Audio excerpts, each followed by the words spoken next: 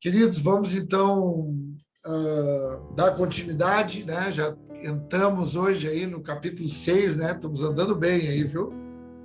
Estamos andando bem aí no livro de 1 Coríntios, essa comunidade, né? Tão preciosa e que nos ensina tanto, que está nessa cidade de Corinto, uma cidade essencialmente grega, com características tão específicas, e aonde acolhe ali uma igreja, uma comunidade cristã, que nasceu ali através da passagem dos irmãos, do apóstolo Paulo e os outros irmãos que andavam junto com ele naquelas viagens missionárias, e ficou ali uma igreja muito preciosa.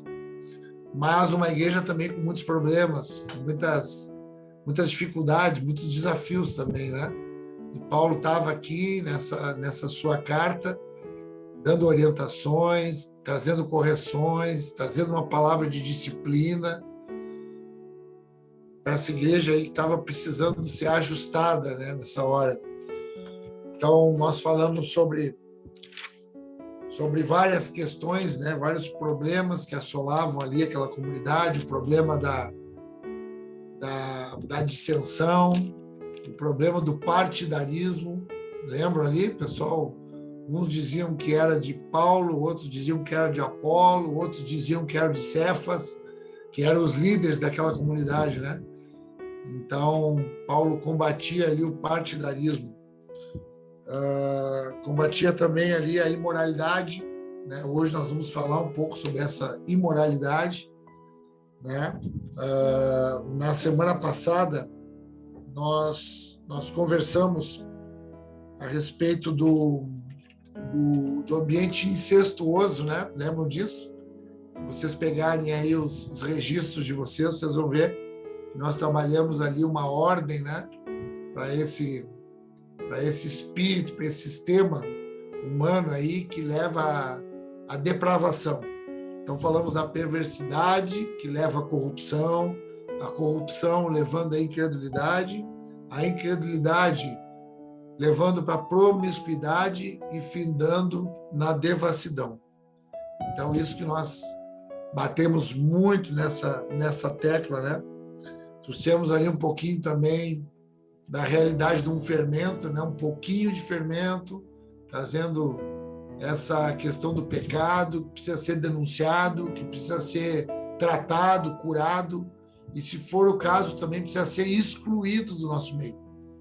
A partir do momento que a luz chega, e a palavra de Deus diz que para Deus, para o povo de Deus, nada fica em oculto.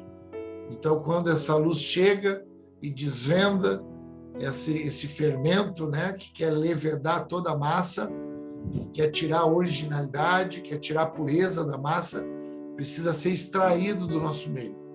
Então, foi uma palavra muito forte. Falamos de alianças também, né? Com quem nos aliançamos e com quem não devemos nos aliançar. Falamos dos princípios básicos, finalizamos falando dos princípios básicos, né? De estar cuidando da casa, da família, da fidelidade. E findamos ali falando, né? Do cuidado com esses que estão dentro, né? Que os que são de fora, o Senhor vai cuidando e vai julgando. E que nós temos que ter uma atenção com esses que estão dentro, com essa comunidade que está sendo formada, que está sendo aperfeiçoada, né, nesse ambiente de relacionamento que ele nem sempre é fácil, ele nem sempre é simples. Tratar as relações, aprender a discutir, aprender a tratar com as divergências, com as diferenças, com todas as virtudes que Deus nos dá para justamente a gente poder ter segurança para provocar esses enfrentamentos. Porque as virtudes de Deus, que é o amor, que é o perdão, que é a reconciliação, que é a paciência, a tolerância, a compaixão, a misericórdia e muitos outros ambientes que compõem o amor, é para que nós tenhamos segurança de poder entrar em ambientes que naturalmente nós não entraríamos, que nós nos preservaríamos. E o povo de Deus evolui entrando nesses ambientes com a segurança de poder arriscar uma relação para poder ir gerando uma maturidade maior, uma evolução, uma responsabilidade na vida individual e coletiva. Amém, queridos? Então, finalizamos dessa forma. E hoje, entramos no capítulo 6. Eu quero ler o capítulo 6 aqui junto com vocês. Deixa eu perguntar uma coisa para vocês, aí vocês me façam um sinalzinho aí. O ventilador ligado aqui está atrapalhando alguma coisa no áudio? Vocês escutam bem? Muito obrigado. Hoje eu não aguentei aqui, tive que ligar o ventiladorzinho aqui perto de mim aqui. Está muito quente aqui a minha sala e eu fiquei temendo aqui que fosse atrapalhar no áudio, mas que bom que não está atrapalhando. Então vamos lá, queridos. Capítulo 6, vamos com bastante atenção. Espero que vocês tenham lido já antes esse capítulo, para já terem alguma familiaridade, para não ser algo novo. Eu sei que o Lipe leu, o Lipe fez o tema de casa, ele leu esse capítulo aqui, e é sempre bom. O Rodrigo também leu, tem mais gente que leu também aí, graças a Deus, Tiago, isso mesmo. É bom porque daí, quando a gente entra nessa conversa, já não é algo muito novo, né? Já tem alguma noção, e aqui a gente vai dissecando, a gente vai ampliando o entendimento, mas a gente já tem pelo menos uma familiaridade com o texto. Então, no capítulo 6, diz assim, deixa eu pegar uma outra versão aqui.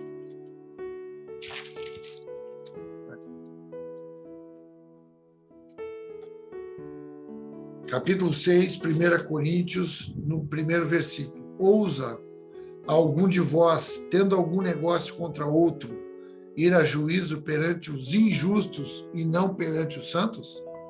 Não sabeis vós que os santos hão de julgar o mundo? Ora, se o mundo deve ser julgado por vós, sois porventura indigno de julgar as coisas mínimas ou as coisas de menor importância? Não sabeis vós que havemos de julgar os anjos? Quanto mais as coisas pertencentes a esta vida. Então, se tiverdes negócio em juízo pertencentes a esta vida, pondes na cadeira aos que não são de menos estima na igreja? Para vos envergonhar, o digo, não há, pois, entre vós sábios, nem mesmo um que possa julgar entre os seus irmãos? Mas o irmão vai a juízo com o irmão, e isso perante os infiéis. Na verdade, é já realmente uma falta entre vós terdes demandas um contra os outros. Por que não sofreis antes a injustiça? Por que não sofreis antes o dano? Mas vós mesmos fazeis a injustiça e fazeis o dano, e isso aos irmãos. Não sabeis que os injustos não hão de herdar o reino de Deus? Não erreis. Nem os devassos, nem os idólatras, nem os adúlteros, nem os efeminados, nem os sodomitas, nem os ladrões, nem os avarentos, nem os bêbados, nem os maldizentes, nem os roubadores herdarão o reino de Deus. É o que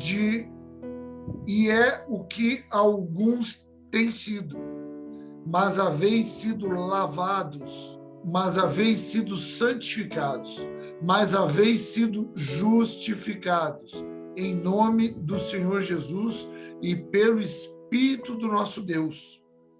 Todas as coisas me são lícitas, mas nem todas as coisas convêm.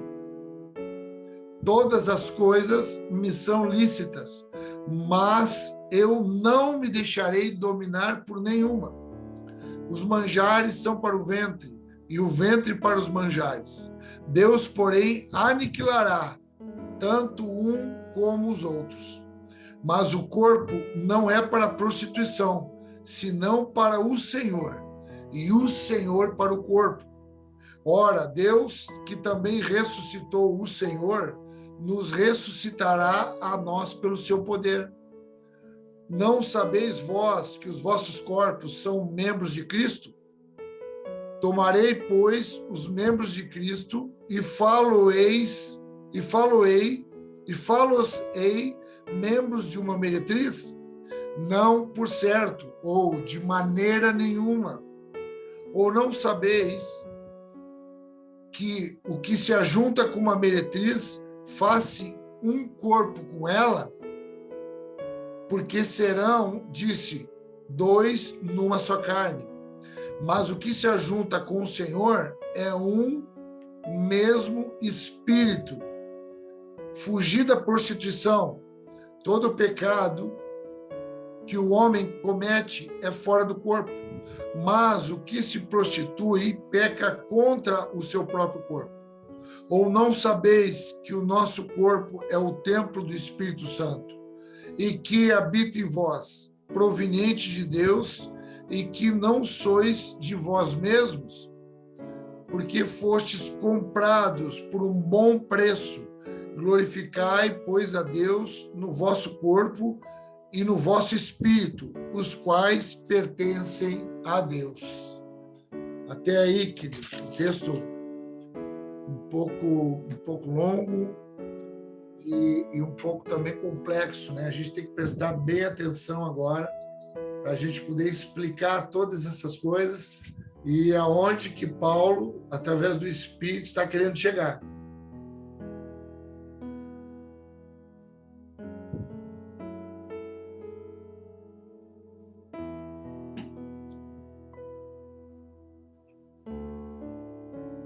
E nós vamos pensar junto agora, conversar junto para entender o que ele está falando com a ajuda de Deus. Então, a primeira coisa que ele começa a orientar, que ele começa a chamar a atenção dessa comunidade, que lembrem que ela está em colapso moral, em colapso ético, em colapso de entendimento. Está precisando de orientação. É isso que Paulo está fazendo. Então, ele está orientando, então ele está chamando a atenção de algumas práticas que estão acontecendo no meio do povo. A prática que nós falamos na semana passada, ele chamou a atenção de um incesto que estava acontecendo. Tinha um filho que estava se relacionando com a esposa de um pai. E agora ele começa falando aqui de pessoas, irmãos, dentro da igreja, que estão colocando os outros irmãos na justiça por algumas causas. Então, há ali alguma divergência, há ali alguma contrariedade, há ali algum problema, há ali algum dano, e eles não estão conseguindo resolver entre eles. E isso está indo para um âmbito judiciário, está indo para um tribunal de justiça de homens. E isso que Paulo está chamando a atenção, que não é bom que aconteça. Agora, é importante a gente pensar e a gente entender que ele não está falando simplesmente de problemas, de desacertos que estão indo para a justiça. Ele está trazendo o princípio da autoridade de julgamento que está na vida de um cristão. O cristão, quando ele ganha uma maturidade, ele começa a ter uma autoridade de julgamento entre algumas causas. E esse julgamento de forma justa e pacífica, justa e amorosa. Ele tem autoridade para se envolver nos litígios que estão perto dele. E ele tem autoridade para ter um posicionamento. Então ele está dizendo, olha, não está tendo autoridade no meio de vocês. Os irmãos, eles estão ali tendo problemas uns contra os outros e não estão conseguindo resolver o problema e não está aparecendo ninguém que tenha autoridade sobre aquela situação de dificuldade. Então aqui é bom a gente pensar que a autoridade da justiça de Deus está na vida da igreja. E ele está dizendo, poxa, vocês não estão conseguindo julgar essas questões entre os irmãos, e vocês mesmo que vão ser aqueles que vão julgar os próprios anjos. E aí, quando Paulo traz essa questão, ele traz uma questão de um tribunal de justiça futura, daquela justiça vindoura, né? Quando o Senhor Jesus voltar e quando estabelecer o juízo, nós mesmo, quando formos ressuscitados, quando nossos corpos forem ressurretos, quando o nosso corpo ele ficar um corpo glorioso, não mais esse corpo aqui que desvanece, não mais esse corpo físico nosso que adoece e que vai morrendo paulatina e gradualmente, mas agora nós ressuscitamos com um corpo glorioso, que é mais ou menos como Jesus se apresentou ressurreto perante muita gente. Então nós também vamos, e aí naquele momento a gente vai ser julgado e também vamos ganhar capacidade de julgamento. E isso fala lá em Apocalipse. Tu pode só anotar aí, eu já estou aberto aqui para nós ganhar tempo. Apocalipse 20, no versículo 4, João fala aquilo que ele viu e aquilo que ele ouviu de Jesus. João, um senhor já, um ancião na ilha de Patmos, ele tem essa revelação do fim. Apocalipse 20, versículo 4. Vi tronos em que se assentaram aqueles a quem havia sido dada autoridade para julgar.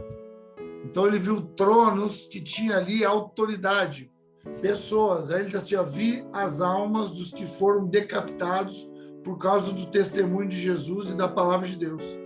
Eles não tinham adorado a besta nem a sua imagem, e não tinham recebido a sua marca na testa nem nas mãos. Eles ressuscitaram e reinaram com Cristo durante 1000 anos. Aqui está falando de uma etimologia, de um ambiente apocalíptico, de mistério espiritual. Então, João viu tronos onde pessoas julgavam. E quem eram esses que julgavam? Eram aqueles que mantiveram o testemunho até o final, aqueles que ficaram firmes até o final. Eu não quero entrar nesse ambiente de tribulação e de depois que a igreja for levada, como é que vai ser a coisa. Um outro momento nós vamos estudar sobre isso. Mas eu quero só focar nessa questão de que nós vamos julgar, que nós temos capacidade, autoridade de julgar. E não só no porvir, como hoje nós ganhamos discernimento e autoridade amorosa para poder julgar também as causas dos nossos irmãos. Alguns de nós vamos amadurecendo e vão se responsabilizando para entrar como pacificadores, como reconciliadores, nessas causas de grande dificuldade. E aí a gente pode citar aqui o casamento. O casamento é uma causa ali muito difícil, quando há ali um litígio, quando há ali um desacerto. A igreja tem autoridade para entrar nesses ambientes e para ser ali um juiz nesses ambientes, para gerar ali um acordo, um acerto, uma reconciliação. E é isso que Paulo está dizendo, vocês não estão assumindo essa autoridade, porque, na verdade, cada um está pensando em si mesmo.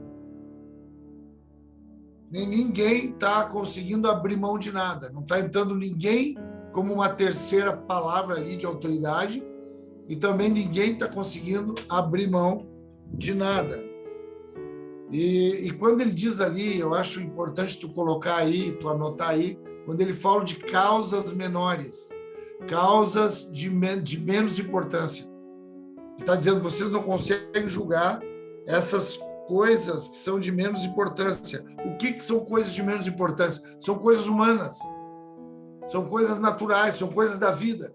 As coisas da vida, elas são de menos importância por elas mesmas. O que tem importância são as coisas espirituais, são as coisas celestiais. É a nossa transformação, é a nossa evolução, é a nossa cura, é a nossa santificação, justificação, a lavagem, a purificação da nossa vida.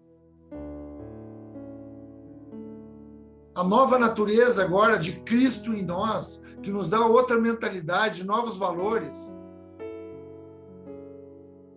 para poder conviver nessa vida, nesse tempo, nesse breve tempo de vida. Nós estamos orando hoje aqui pelo recolhimento do Clóvis, um homem de Deus, um homem que serviu a Deus ali em Torres, do lado do pastor Luiz, na sua casa, e hoje foi o momento que ele foi levado para esse ambiente espiritual. Então, no breve tempo que ele teve aqui, foi um tempo de evolução, de aperfeiçoamento. Em Filipenses 1, versículo 6, diz que aquele que começou uma boa obra, ele é fiel para aperfeiçoá-la até o dia de Jesus Cristo. O dia de Jesus Cristo é o dia do fim. É o dia quando terminar os nossos dias aqui na Terra. Os nossos dias aqui na Terra, eles estão contados. Ele teve tempo para começar e ele vai ter tempo para findar. Esse vai ser o dia. Até aquele dia nós vamos sendo aperfeiçoados com as coisas de maior importância, com as coisas maiores. Pensamentos nessa transformação, pensamentos de ganhar um coração que antes era orgulhoso e agora nós conhecemos que ele precisa ser humilde. Antes ele era prepotente e agora nós sabemos que ele precisa ser serviçal. Antes ele era egoísta e agora ele precisa ser amoroso. E esse é o nosso empenho de coisas que realmente têm importância. Essas outras coisas que são coisas que a gente tem, coisas que a gente ganha, coisas materiais, coisas até da nossa saúde, isso não tem tanta importância, são coisas menores. Não que não tenham nenhuma importância, mas elas não podem ter toda a importância a ponto de serem elementos que vão tirar nossa paz e vão gerar perturbação na nossa alma. A Bíblia diz que se o nosso tesouro, se o nosso coração, se os nossos olhos estiverem aqui na terra, se as nossas riquezas estiverem aqui na terra, a Bíblia diz que o ladrão vai minar e roubar, e que a traça e a ferrugem vão corroer. Vai haver perda nessas coisas. Ou seja, não podemos nos apegar demasiadamente nessas coisas. Porque senão vai gerar problema nas relações. Quando está falando desse litígio de um irmão contra outro irmão, está falando de um problema na relação.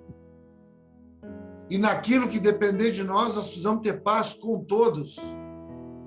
Ainda que nós tenhamos que sofrer danos ou prejuízos. Mas nós só vamos ter condição de sofrer um dano ou prejuízo se essas coisas se tornarem menores e de menos importância.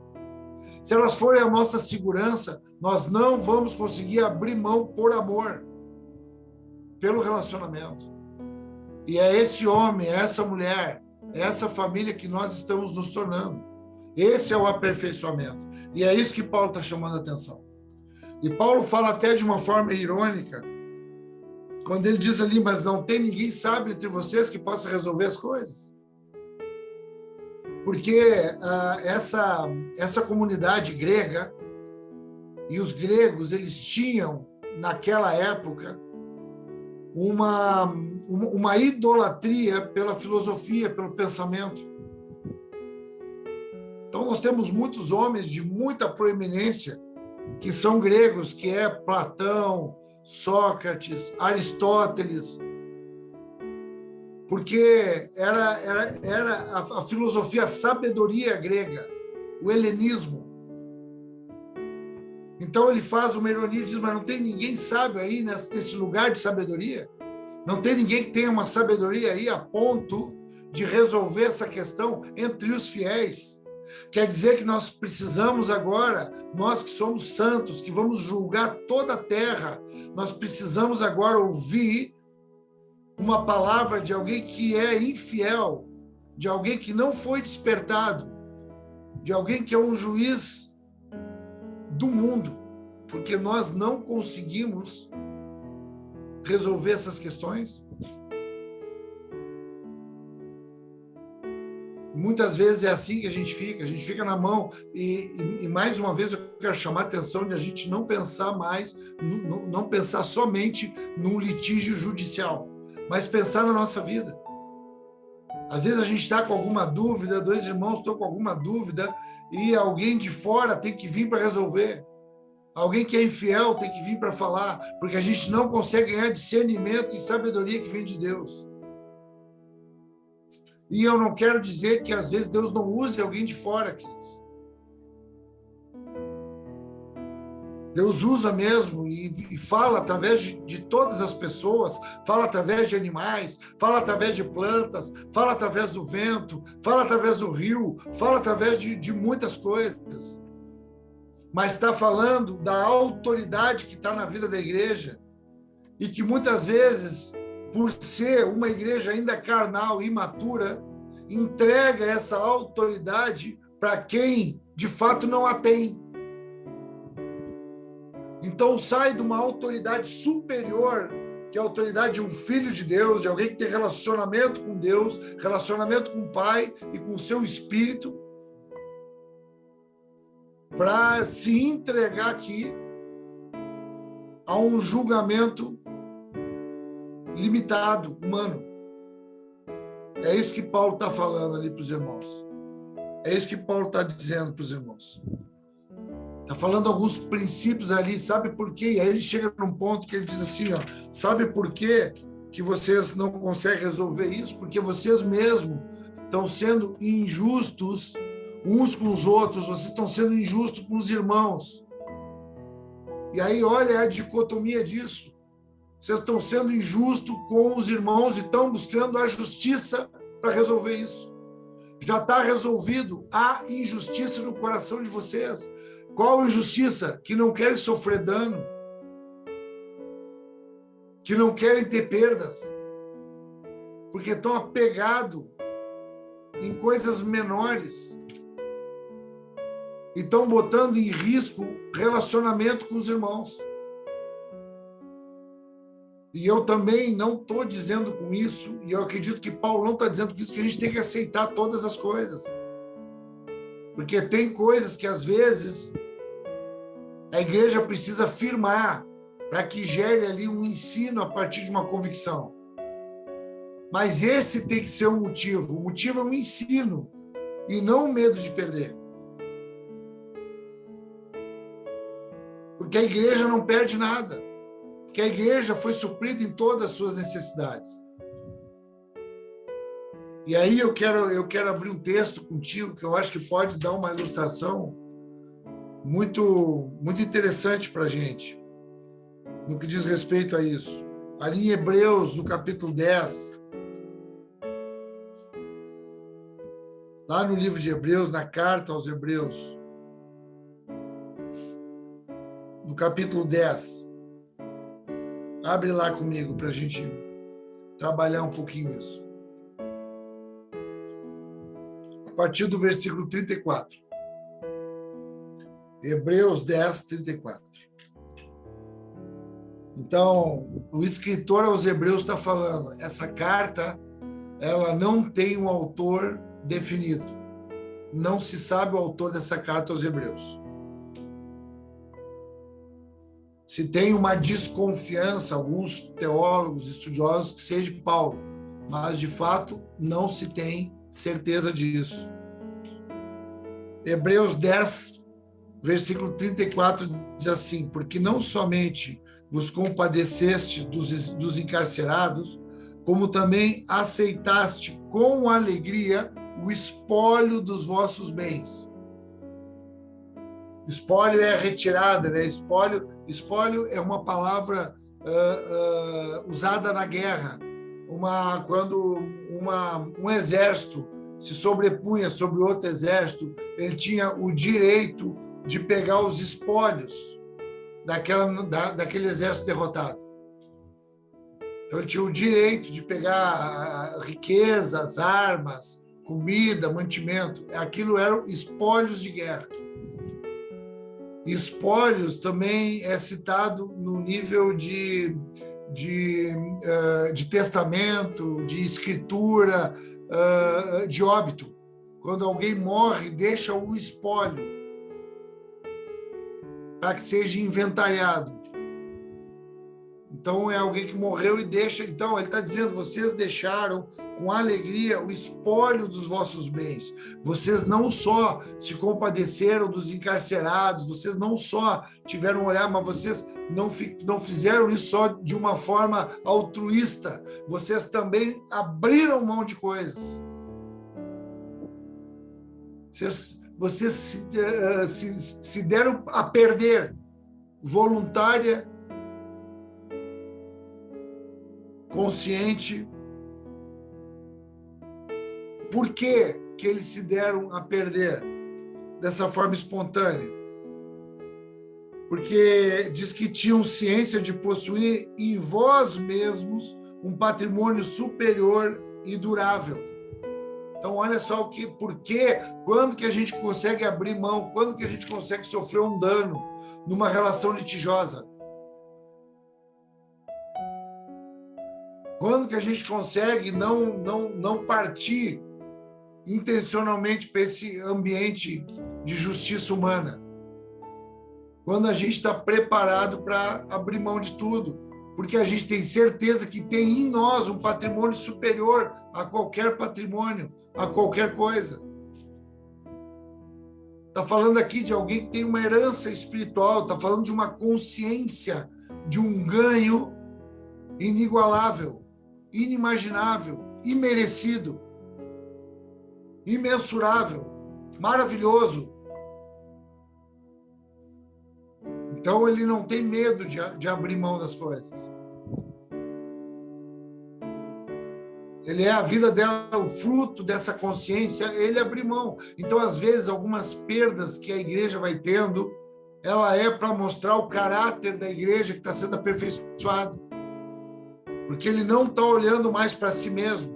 Nada mais é importante nele mesmo, porque tem nele mesmo agora um patrimônio maior.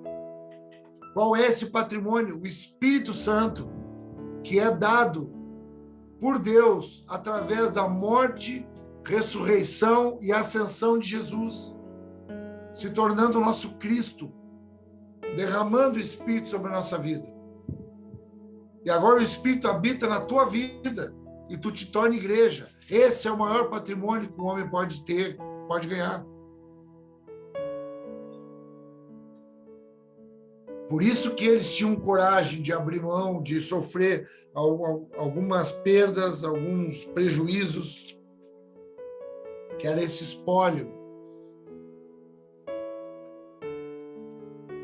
Aleluia.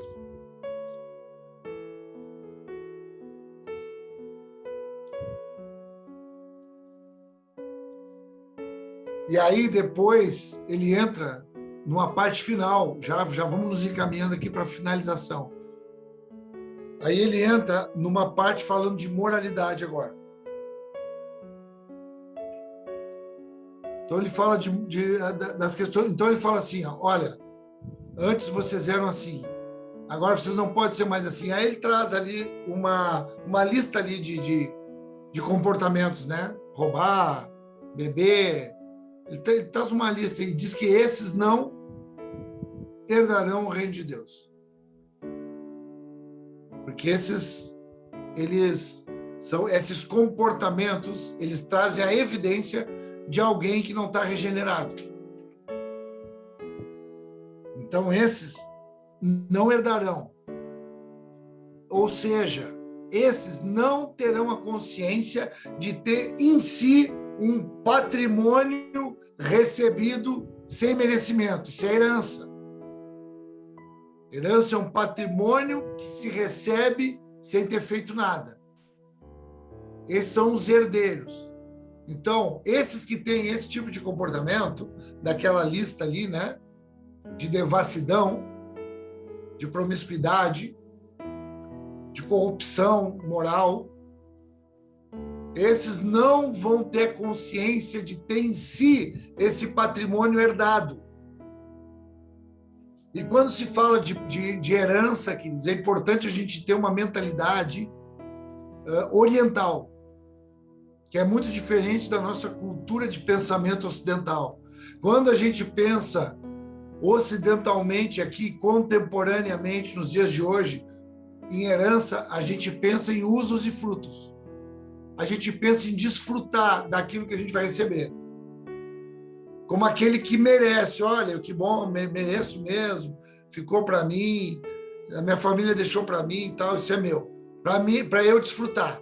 Na mentalidade oriental, antiga, que é da onde vem essa relação da herança pelo Espírito, está falando de uma herança recebida com a responsabilidade de entregar para a próxima geração mais volumosa, mais vultuosa, maior ainda. Então não era para uso próprio. Era para fazer com que aquilo crescesse e fosse entregue para a próxima geração. Essa é a figura desse patrimônio que nós recebemos de Deus, que é o Espírito Santo, que agora nos lança para a vida da próxima geração. Então, quando a palavra de Deus diz amar o próximo, não é amar quem está próximo geograficamente, tempo e espaço.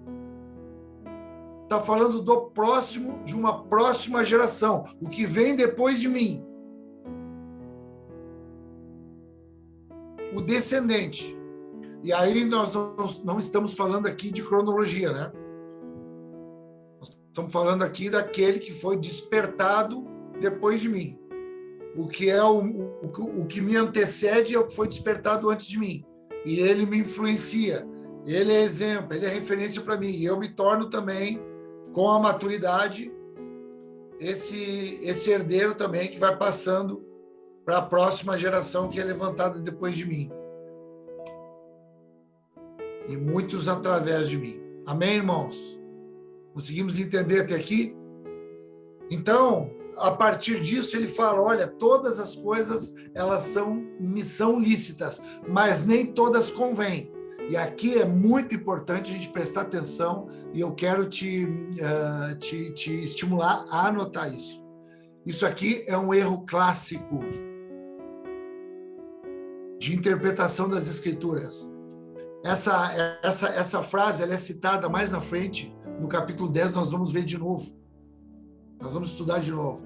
E nós, quando falamos rapidamente, nós dissemos assim, ó, todas as coisas são lícitas, mas nem todas me convêm. Não é me convém. Nem todas convêm, porque não é convém para mim, é convém para o outro. Todas as coisas me são lícitas, no sentido do meu livre-arbítrio de decisão. Mas nem todas convêm para o outro, para a relação. Então, a minha decisão não é para mim, é para o outro. Pensando na consciência do outro, pensando na relação com o outro. E aí, ele já entra numa relação direta com a prostituição, com a lascívia, com a luxúria, com a fornicação, com o pecado sexual. Ele vai abominando o pecado sexual. E aí ele vai fazendo uma relação que não pode, que o nosso corpo agora é do Senhor. E nós não temos mais o controle, o domínio. Nós não vamos mais agora ceder à voracidade, ao apetite da nossa carne.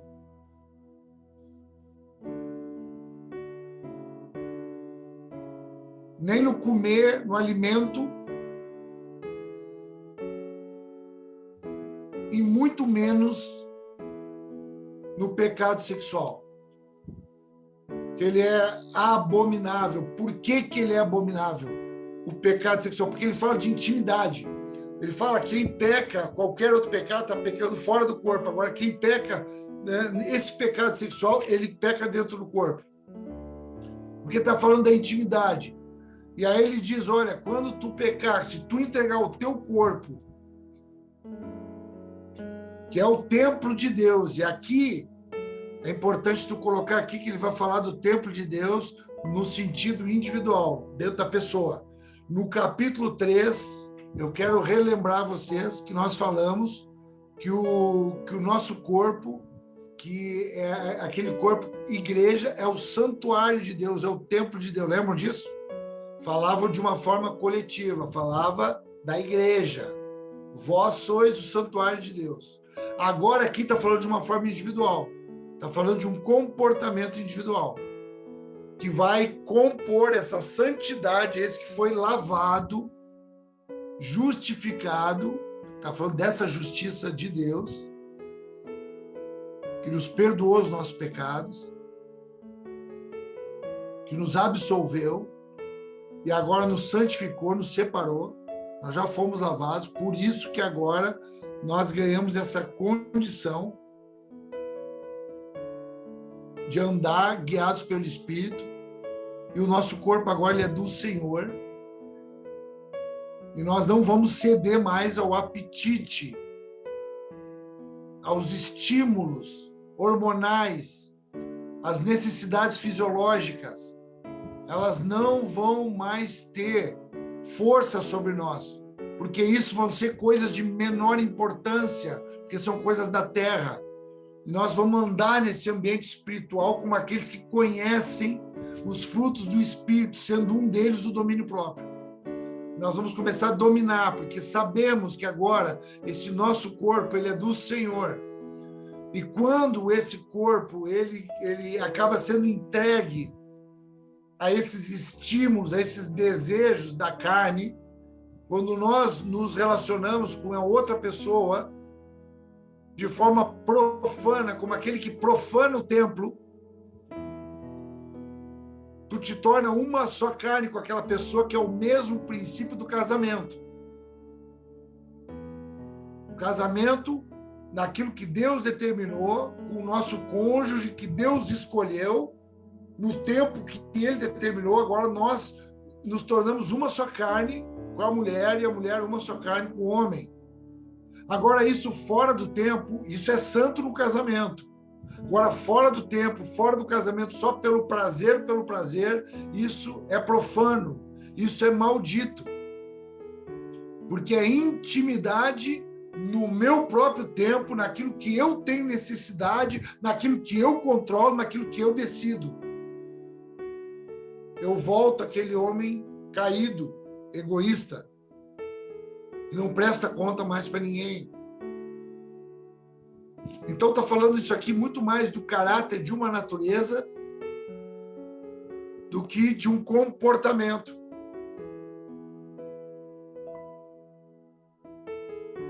Então ele está citando aqui esse pecado, essa prostituição, porque nós fomos feitos para ser um com Deus.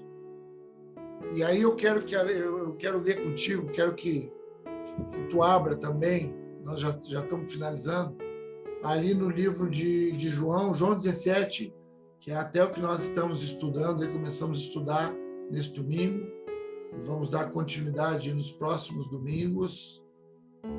João 17.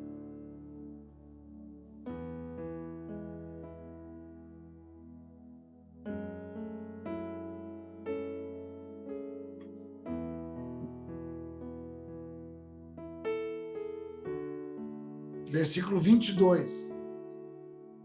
Jesus está orando, é oração sacerdotal. Então Jesus diz assim, lembra ali, né? Se tu deitar com a prostituta, tu é um com ela.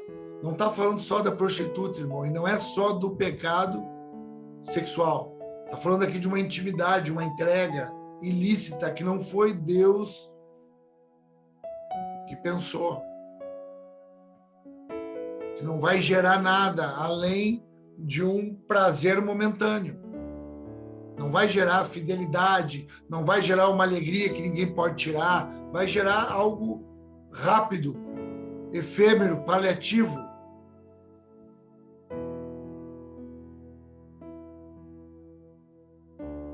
Jesus diz assim, ele está orando para Deus, né? Ele diz assim: dê-lhes a glória que me deste, para que eles sejam um, assim como nós somos um.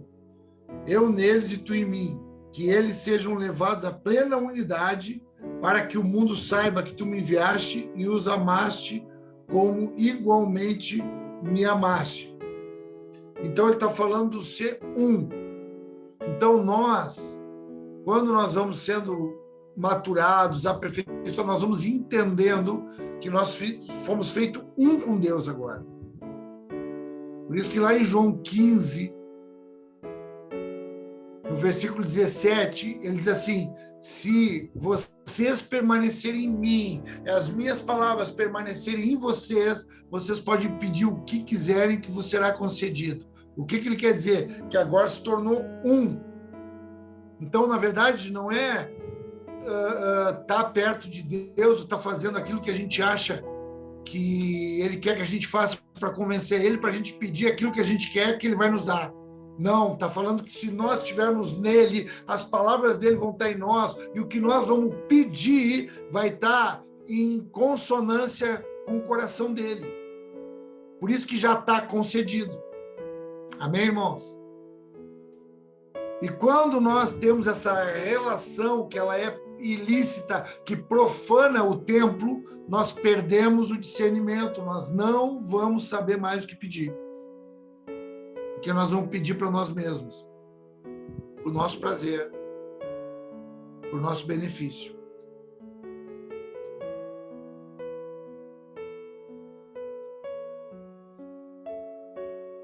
E para finalizar, ele diz: sabe por que nós não fizemos isso? Sabe por que nós não andamos mais dessa forma? Porque nós somos comprados por um bom preço. Glorificai, pois, a Deus no vosso corpo e no vosso espírito, os quais pertencem a Deus. Então, finaliza assim. Sabe por que nós não fizemos isso? Sabe por que nós somos diferentes? Sabe por que nós glorificamos ao Senhor? Porque agora nós vivemos para Ele, nós somos dele.